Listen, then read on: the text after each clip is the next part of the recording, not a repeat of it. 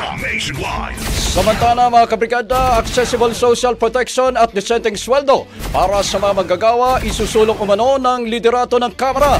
Mula sa Batasang Pambansa, Brigada Haji Kaaminyo, i-brigada mo! Brigada Live Report.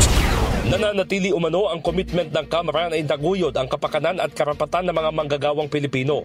Ito ang tiniyak ni House Speaker Martin Romualdez sa kanyang mensahe sa ika-102 anibersaryo ng founders ng Association Labor Unions Trade Union Congress of the Philippines sa Quezon City. Sinabi ni Romualdez, natitindig ang Kamara para sa mga manggagawa at patuloy na magpapasa ng mga panukalang batas na poprotekta sa kanilang karapatan, sisiguro sa disenteng sweldo at gagawing mas accessible at makatao ang social protection.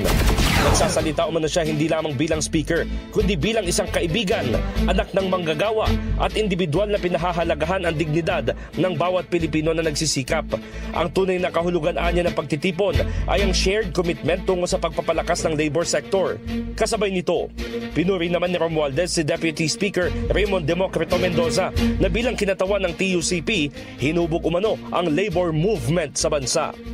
In the heart of changing lives, ako si Brigada Haji Kaaminyo ng 105.1 Brigada News FM Manila, the Music and News Authority. Umahataw, Brigada Balita Nation. Ang bahaging ito ay hatid sa atin ng Yummy-Vit ES3 Syrup. Simulang tuparin ang pangarap ng iyong anak. And starting now,